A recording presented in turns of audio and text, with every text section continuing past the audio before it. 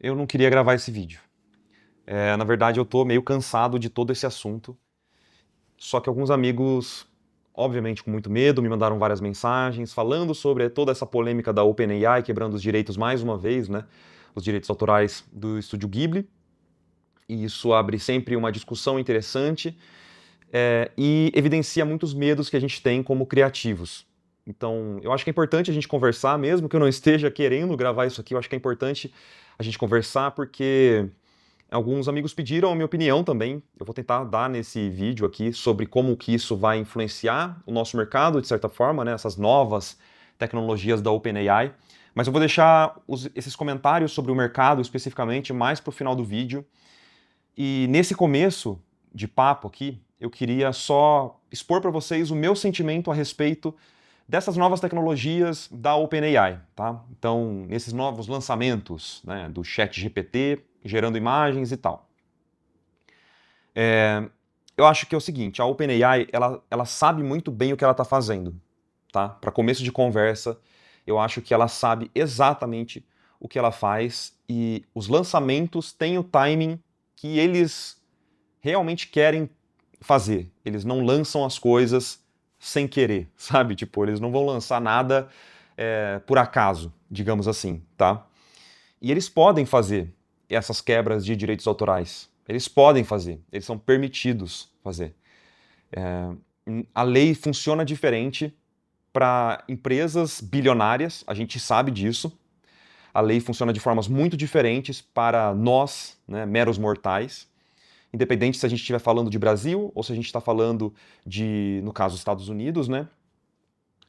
Essas empresas que têm muito poder econômico, elas obviamente também têm muito poder político, muita barganha política e lobby, né? E isso faz com que eles possam quebrar direitos autorais. Eles sabem disso e eles vão fazer isso, tá? E eles vão continuar fazendo. Esse é o meu ponto.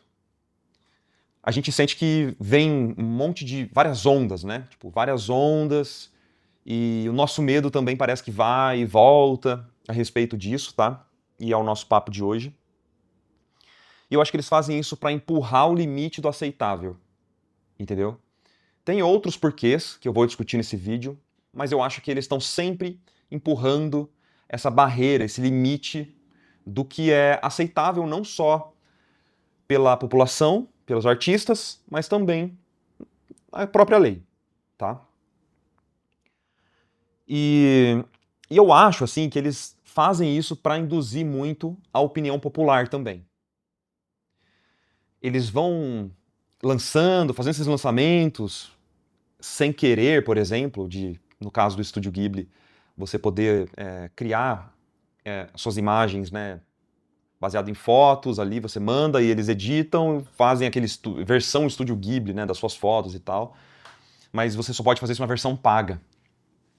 Isso não é à toa, né? Ninguém é idiota nesse mercado. Nesse mundo, especialmente, eles não são nada idiotas. Mas o que eu acho que eu queria trazer nesse vídeo é que eles fazem isso para pautar o debate também. Entendeu? Eles estão pautando o debate.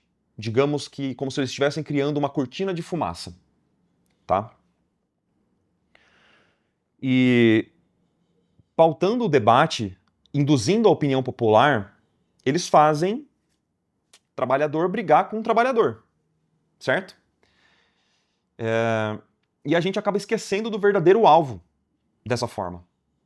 Então, eles lançam uma nova tecnologia, né, uma novidade ali no ChatGPT, OpenAI, pautam o debate e faz basicamente trabalhador brigar com trabalhador.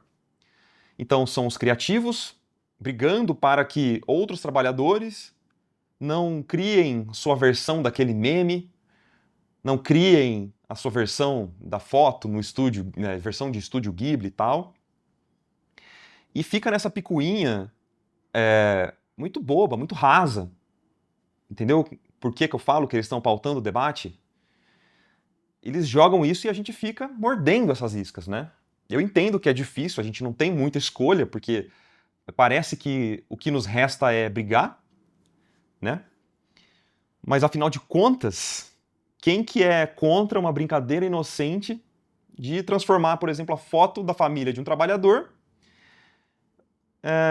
em um desenho fofo, em um anime fofo, que fez parte da infância dos pais, daquela família e tal, né? Daquela família metafórica que eu estou usando aqui. Quem que é contra isso? Obviamente que quem é contra são os artistas chatões, né? Que eles estão querendo estragar a festa dos memes mais uma vez, né? Nossa, lá vem os artistas chatões, reclamões, mais uma vez. Primeiro foi ali na versão Pixar, depois foi na versão dos Simpsons, depois na versão do Estúdio Ghibli, tudo que é popular, que vira meme, a gente vai estar lá tentando, individualizando a batalha e a discussão, reclamando com as pessoas, personalizando a briga, dando nomes para você, X, Y. Mas quem que é contra isso, né? Tipo, é só um meme. Essa que é a ideia de pautar o debate, né? Então, no final das contas, para mim, eu sinto que a gente é como se fosse um boi de piranha para toda essa discussão e esse debate a respeito de inteligência artificial.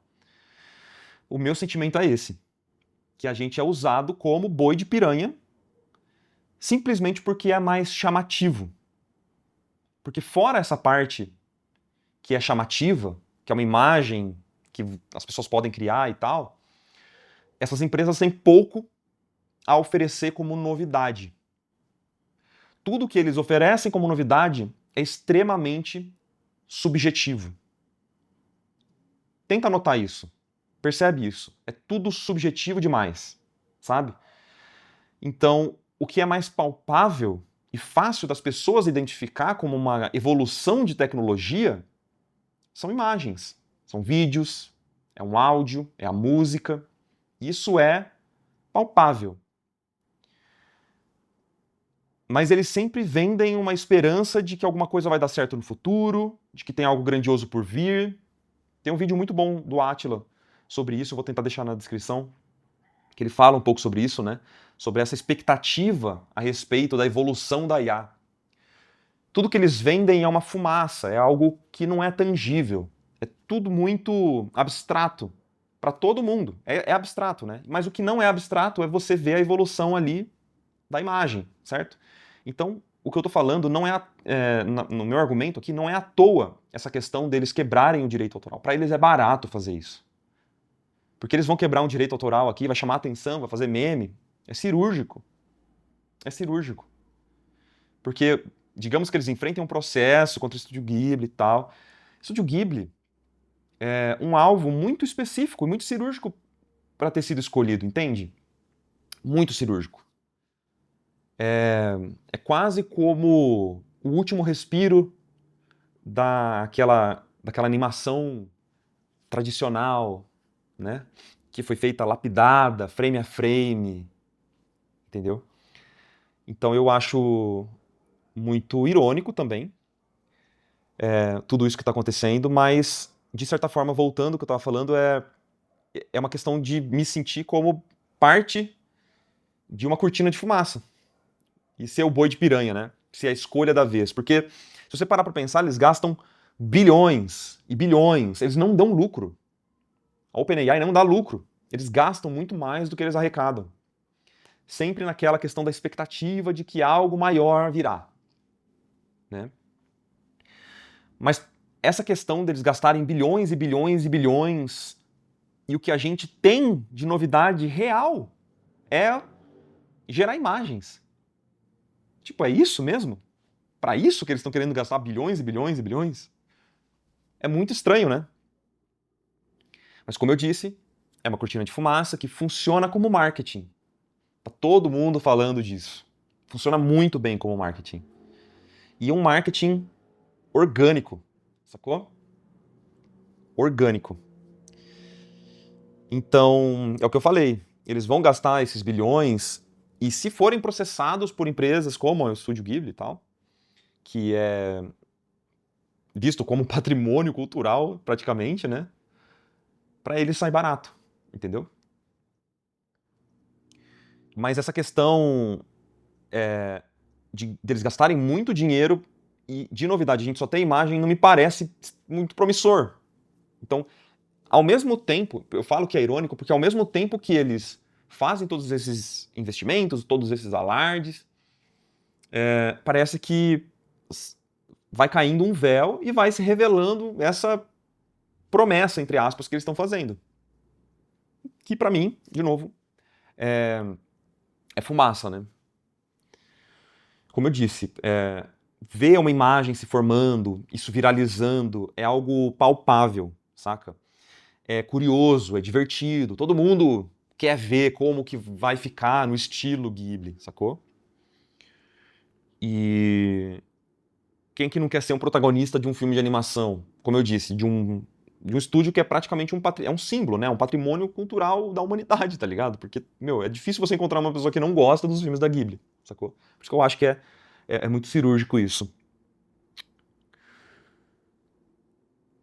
Mas é tudo muito volátil ao mesmo tempo, né? Como eu disse. Parece que vai caindo um véu e vai se revelando que, na verdade, não tem nada por baixo desse véu. Então, assim, o que eu quero dizer é que eu não acho que é banal toda essa discussão. Só acho que a gente não pauta o debate da forma correta. A gente é pautado por essas empresas, entende? Eu não tenho a resposta exata para tudo isso que está acontecendo. Mas eu acho que o alvo definitivamente não é brigar com o trabalhador, tá ligado? Individualizar a luta não me parece ser uma solução muito inteligente, tá? Isso vai fazer com que você perca algumas horas ali do seu dia, talvez você desabafe, sirva como um escape para tudo que você tá vivendo de raiva e tal, mas não vai resolver problema nenhum. Absolutamente problema nenhum. Mesmo se você boicotar a ferramenta, isso não vai servir de nada, basicamente. Tá? Mas assim, dentro da lógica capitalista, quando a gente fala que a gente trabalha, por exemplo, para a indústria de jogos, para a indústria de animação, é óbvio que essa indústria vai sempre buscar por lucro.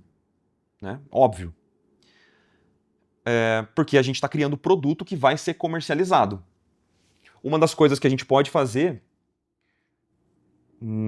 assim, como solução paliativa, momentânea, é preparar o nosso portfólio para empresas que valorizam esse trabalho humano, autoral, entendeu? E menos para trabalhos genéricos, menos trabalhos de entrada, de talvez para empresas que não vão nem poder valorizar necessariamente esses artistas. A gente precisa se preparar para, pensando em indústria, né, para essas empresas que vão valorizar e vão comercializar esse esmero, essa lapidação de um produto por seres humanos e vão utilizar isso como uma forma de valorizar o próprio produto, entendeu?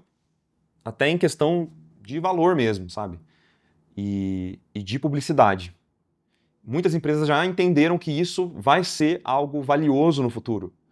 Um monte de jogo vai usar IA, já está usando IA e tal. Vai, especialmente na parte de marketing, tá? Mas eu não acho que a gente deveria usar o nosso tempo para criar imagens e portfólio focando nessas empresas que banalizam a arte, assim, sabe? Que, tipo, não vão se preocupar de como aquilo foi feito e não vão utilizar isso ao seu próprio mérito. Então, a gente, como criativo, dentro de uma indústria, numa lógica capitalista, eu acho que a gente precisa adaptar o nosso portfólio e ir atrás desse tipo de trabalho. Eu não estou falando que é fácil, é óbvio que cada vez vai ficar mais difícil, mas vão existir várias empresas que vão para esse caminho e a gente precisa buscar por elas. Como a gente busca por elas? A gente precisa ficar atento a esses sinais e a essa lógica de comércio, né, de publicidade a respeito de como o produto foi feito. Então, anteninhas ligadas aí para a gente buscar por estúdios que vão dar esse valor. Porque senão, se você entrar em um estúdio ou em uma produtora que não vai valorizar isso, que já usa IA, não vai ter jeito. Você vai virar apenas mais algum produtor descartável, né? Uma hora ou outra você vai cair, ou você vai ter que entrar nessa lógica de produção de IA. E, de novo, Se for só em questão de pagamento de contas, de trabalho, que todo mundo, obviamente, precisa, eu não faço julgamento de valor nenhum, assim. Se você precisa disso para sobreviver, você tá dentro dessa indústria, dessa lógica. E você não tem saída, né?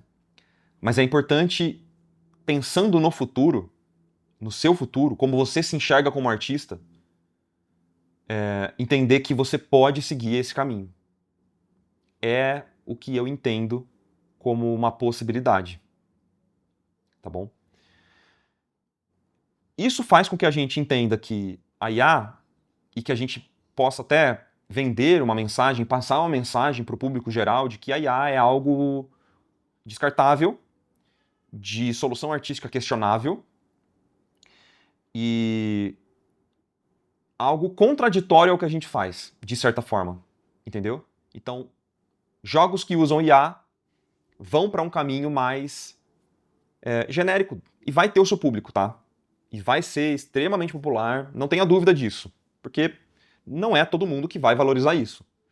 Mas, de novo, eu acho que dentro dessa lógica a gente precisa buscar por quem valorize. Entendeu? E até a forma que você se enxerga dentro dessa indústria talvez precise adaptar. Se você se enxerga apenas como mão de obra de execução de tarefas mecânicas e tal, eu também tentaria, se eu pudesse dar uma sugestão para você, eu tentaria mudar um pouco esse discurso, mas também a forma que você se posiciona no mercado, tá? Porque eu acho que esses trabalhos muito mecânicos e muito de entrada, digamos assim, eles vão ser muito afetados, tá? Então, se entenda como um trabalhador dentro dessa lógica e oriente o seu portfólio para esse caminho. Tá? Se eu pudesse te dar uma sugestão, seria essa. Quem está dentro da indústria de jogos de animação, de filmes e tal, entende que essa produção industrial, digamos assim, né, desses produtos, ela não é nada fácil e não é uma tarefa de apertar um botão e gerar uma opção, de transformar uma imagem em Estúdio Ghibli e é isso, você vai ser pago. Não é isso. Isso não é a indústria. Produção de jogos, por exemplo, né, que é a indústria que eu estou mais familiarizado porque eu trabalho nisso há muitos anos já, é algo muito mais complexo. Muito, muito, muito mais complexo, tá? Não é só você gerar uma imagem e mandar e postar e tá pronto e é isso. Manda para um motor gráfico e o seu jogo tá pronto. É muito, muito mais complexo do que isso. Quem trabalha com isso já sabe, mas quem vê de fora talvez fique um pouco mais com medo. Então, eu entendo que talvez esse medo não seja como... não seja... ele não vem de alguém que trabalha com isso. Ou talvez venha de alguém que está muito inexperiente nessa área. Tá? A minha visão a respeito dessas mudanças é tentar fazer um pouco de futurologia aqui, mas eu queria deixar bem claro que o que eu entendo sobre esse mercado é que os trabalhos de mais alto nível, e artistas de mais alto nível, eles vão ser muito necessários ainda, nem que seja para adaptar uma imagem de IA, por exemplo, para dentro de um mercado, de um jogo, por exemplo, tá? Trabalhos de entrada vão ser muito afetados, então a gente precisa sempre mirar numa excelência de entrega, excelência no seu portfólio. Você não deveria mirar em trabalhos de entrada, se você quiser sobreviver nessa indústria.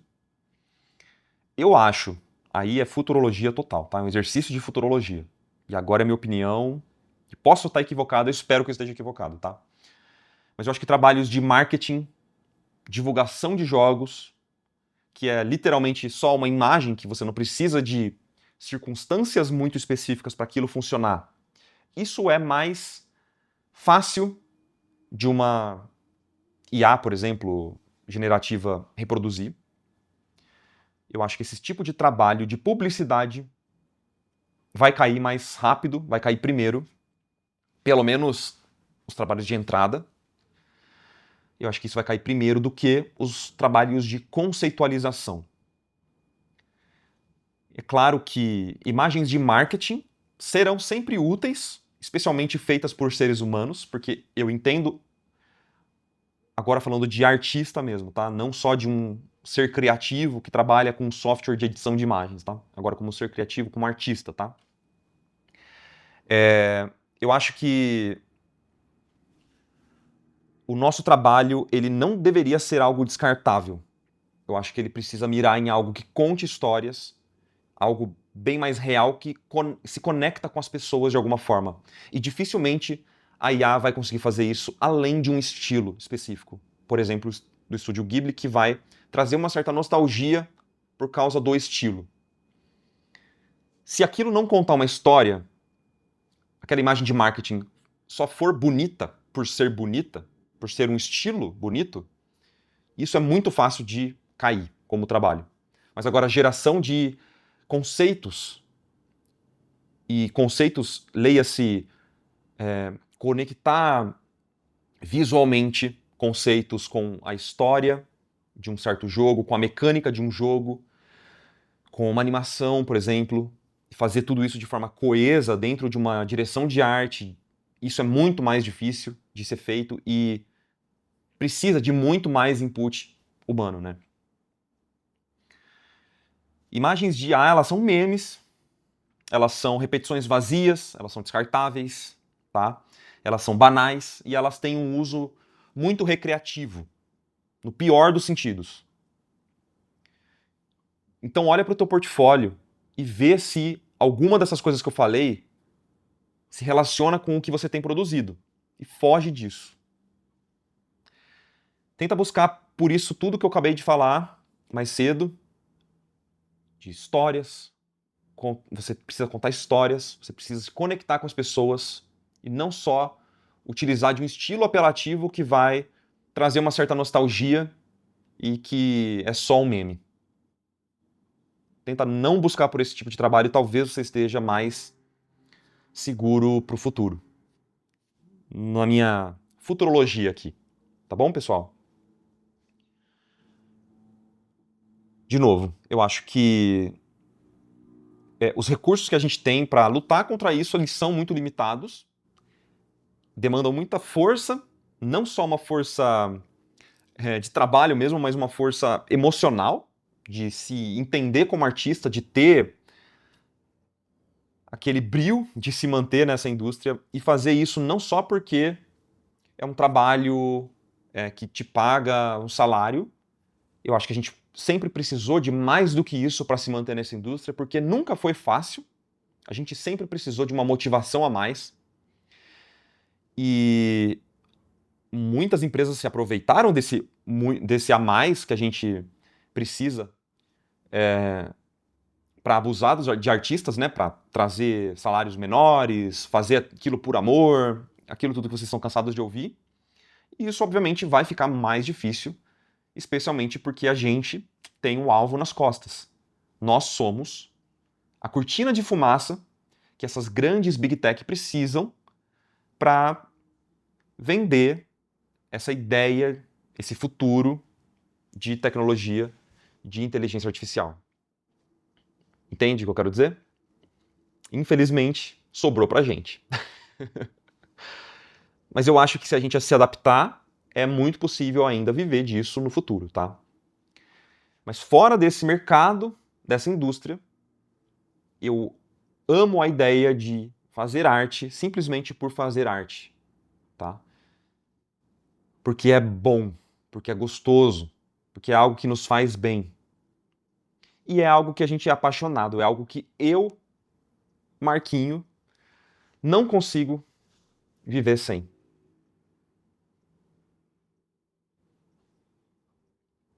Acho que é isso. Valeu.